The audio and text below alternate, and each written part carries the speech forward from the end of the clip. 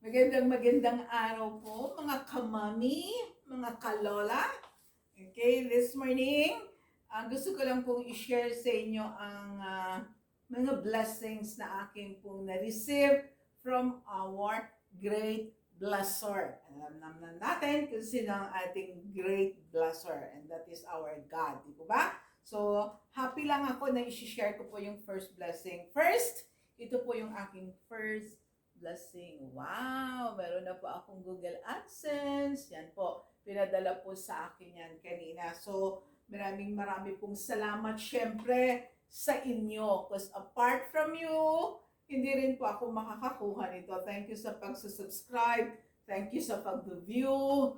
Thank you for watching all my videos na hindi kayo nagsasawa na suportahan yung aking small channel, and thankful po ako sa inyo. Nakuha ko to dahil din po sa inyo. Okay? Ito na po yung parang second step, no? Yung first step ko, yung na-monetize yung aking channel. Thankful din po ako. Salamat sa inyo dahil sa mga subscription ninyo, sa mga likes, sa mga views, na-monetize ako.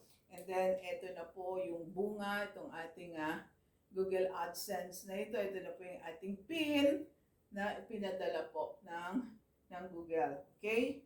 So, yan po yung first blessing. And thank you po sa inyong lahat. Shout out sa inyong lahat na aking regular viewer, mga subscriber. Okay? Sa Virginia Beach, thank you sa Fortesa family na walang sawa na manood ng aking mga video. Thank you din po sa parting Canada, parting California, meron din po tayo dyan subscriber, part po ng India, meron po tayong mga ilan dyan na subscribers at viewers. Maraming pong salamat. Dito po sa Pilipinas, syempre sa ating sariling bansa, maraming salamat sa pag-view sa inyo. By the way, parting Italy, meron din po tayong viewers dyan. Marami pong salamat sa inyo, no? So, parting Bulacan, Laguna, Cavite, Bulacan, Manila, Quezon City, Pasig, Makati. Ayan, maraming pong salamat sa mga viewers natin na nandiyan na patuloy na sumusuporta sa akin. So, happy lang po ako at talaga nagpapasalamat ako sa inyo. Because, syempre, kung hindi rin po kayo na-touch ni Lord, hindi kayo magsusubscribe, hindi kayo magla-like, hindi kayo mag-review. So, thank you po. Thank you po sa inyong lahat. And then, another blessing na gusto ko pong i-share sa inyo. But first, gusto kong bigyan diin, hindi ko po ito ipagyayabang at hindi ko po ito iniyayabang. I-share ko to sa inyo dahil ang content ko po is cooking, hindi po ba? So, since Christmas ngayon, Christmas season, uso po ang mga pagre-regalo. Ito po yung aking early Christmas gift na tatanggap from our blessor, no? At ginamit po ang aking mga anak para i-bless ako ng tabletop Breville oven. Okay. Actually, yung brand niya Breville is sabihin natin medyo high-end siya, no? Magandang klase po ng brand. So make sure pag tayo po'y bibili, lalo na mga oven or mga kalan, yung safety po yung ating iisipin. Gaano ka-safe yung brand na binibili po natin.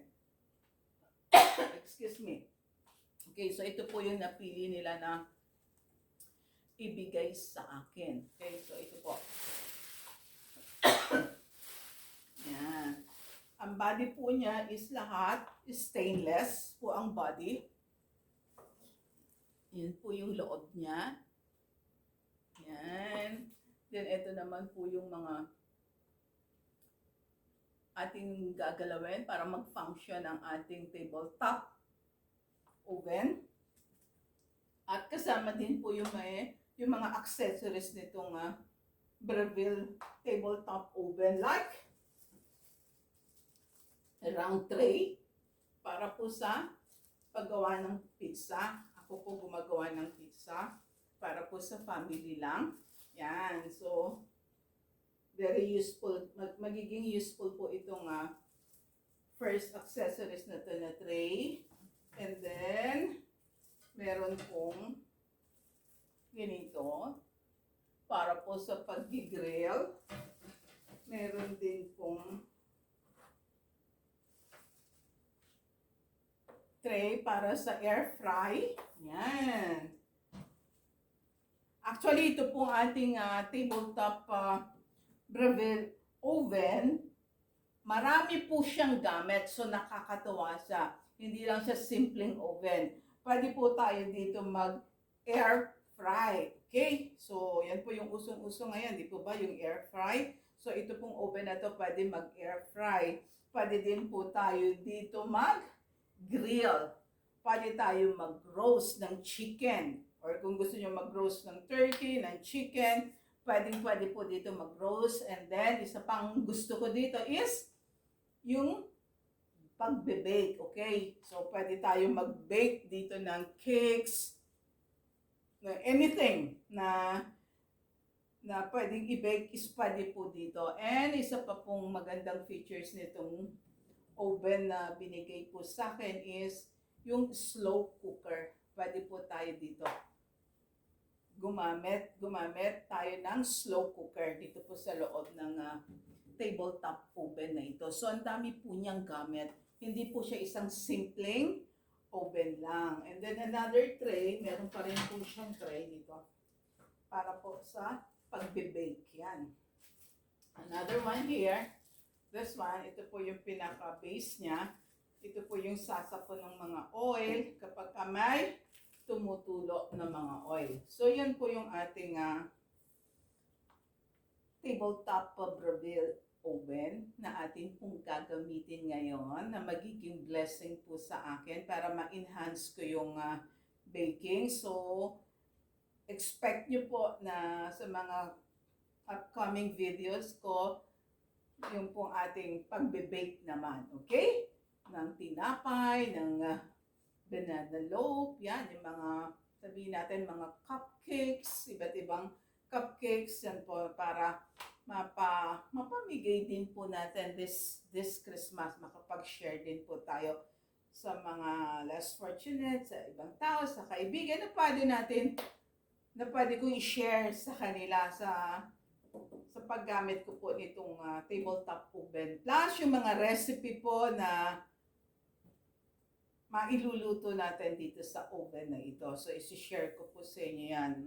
Meron po ako isang recipe na chicken na i-roast dito na masarap po. So, abangan nyo yan. Plus yung rolled lechon, no? Yung rolled belly.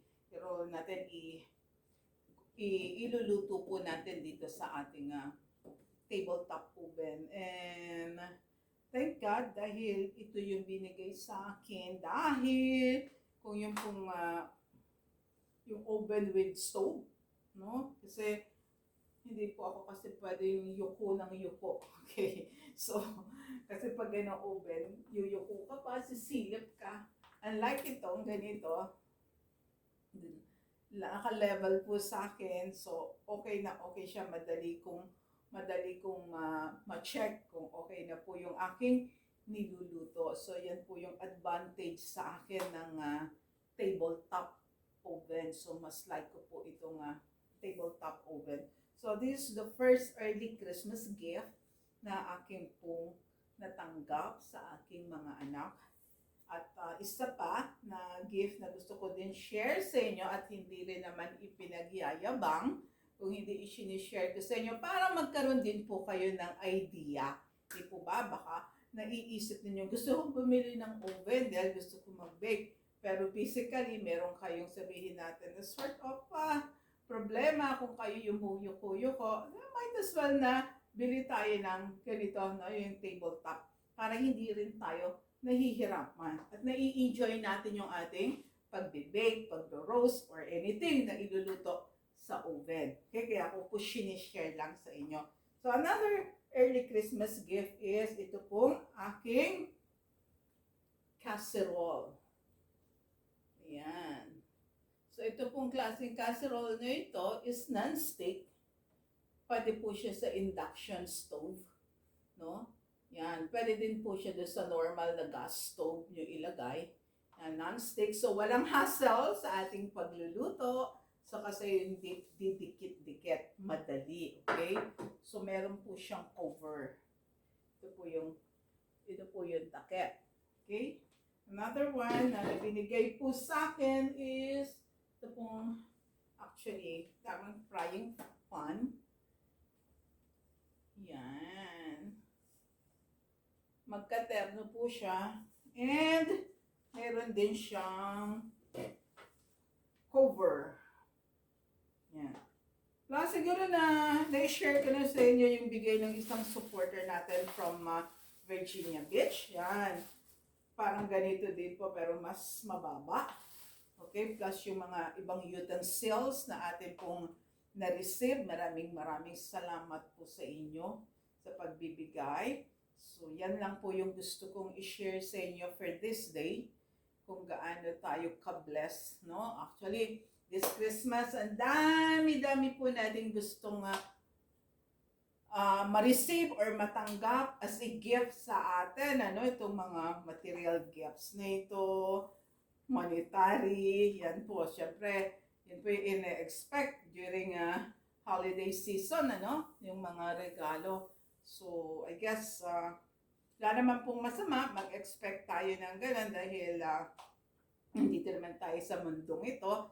But then, syempre, wag din po nating kalimutan yung ano ba yung true essence of Christmas. Ayan, yung birth of Jesus Christ. Ano ba yung essence ng Christmas? Bakit meron tayong ganitong kasiyahan? Di ba? Bakit parang ang saya-saya during Christmas? Not only because of itong mga material gift na pwede nating ma-receive, di ba? Or mga pera na pwede aginaldo sa atin. Hindi lang po yun. But first and foremost na ilagay po natin sa heart natin, i-desire po natin sa heart natin yung essence ng Christmas, yung birth of Jesus. Bakit merong Christmas yan, ano? Bakit merong Jesus na ipinanganak kung kaya tayo nagse-celebrate ng Christmas season, hindi po ba? So, yan po yung maganda na alam natin bakit may Jesus, no? Bakit nga ba may Jesus, ano? Para saan? Para po sa salvation ng bawat isa sa atin, no? That is the precious gift na pwede nating ma-receive this holiday season. Not only holiday seasons, but all year round yun, dapat yun yung dinidesire natin, ine-expect natin na makuha natin yung precious gift na yan. And that is the Spirit of Christ, ano? Yung Jesus, magkaroon tayo para magkaroon tayo ng eternal life, yung salvation na yan. Magkaroon tayo ng personal relationship sa ating Panginoong Jesucristo, kung bakit siya nandito, kung bakit tayo may celebration, bakit tayo may Christmas, because of Christ, ano? Because of Christ, dahil dumating siya dito para sa ating kaligtasan, ang spiritual salvation. At yun po yung dapat dinidesire po natin before anything else, before yung mga kung ano-anong mga material gifts na yan, or kung kanino mang relationship, dapat dun po muna tayo makipagrelasyon sa atin pong Panginoong Jesucristo. Dahil pag dyan po tayo nakipagrelasyon, alam po natin na talagang secure tayo. Okay? Nandito tayo sa mundo, secure tayo. At pag tayo nag-graduate, mas lalong masigit na mas maganda yung pong ating pupuntahan. Okay? Isang magandang paraiso together with our Christ, no? Together with Jesus Christ, together with our Creator. So yan po yung essence of Christmas. Wag po natin kakalimutan yan. Ha? Kaya nga sanabi, pag Christmas, magpatawaran. Pag Christmas, magmahalan. Dahil yun po si Jesus. No? Jesus is love. Jesus is forgiving. Jesus is accepting. Diba? Understanding. Yan po ang Panginoong Jesucristo. So that is the essence of Christmas.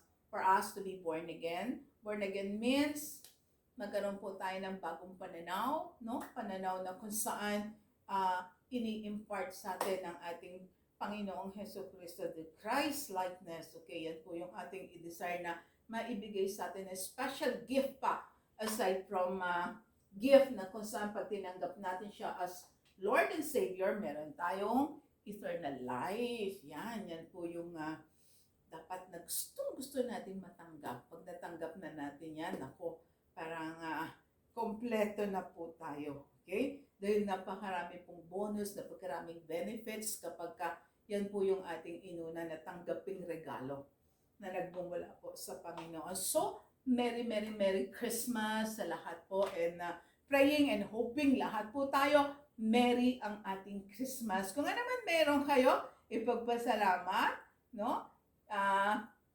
Gawing kaluguran para sa inyo na meron kayo ng ganung bagay. It's still a blessing from God. Malaki, maliit, blessing po yan na nagmumula po sa ating great blesser. And be thankful, no? Dapat meron tayong laging grateful heart kung ano man yung natatanggap natin, kung ano man yung mayroon tayo for this holiday season, especially this Christmas, okay? So maraming salamat. Merry Christmas. Kung bago po kayo sa aking channel, nadaan kayo at nagdadaldal si Mami G. So don't forget to like, share, subscribe po kayo. Wag lang po kayo mag-view. Ipindutin niyo po yung subscribe. And then, yung ating pong notification bell, may makikita kayo dyan na drawing na bell, pakipindot niyo na rin po yan, pakiclick po para manonotify kayo every time na meron po tayong bagong video, meron po tayong bagong vlog, okay? Mga bagong recipe, mga mukbang, mga tips about sa bahay, yan. Pag-share ng mga ganitong gamit, again, hindi ko po ito ipinagyayabang. Okay? For the glory of God. God is so good. God is great. Di po ba? Maraming pong salamat. I love you all with the love of the Lord. And always, keep safe and God bless you all. Bye for now.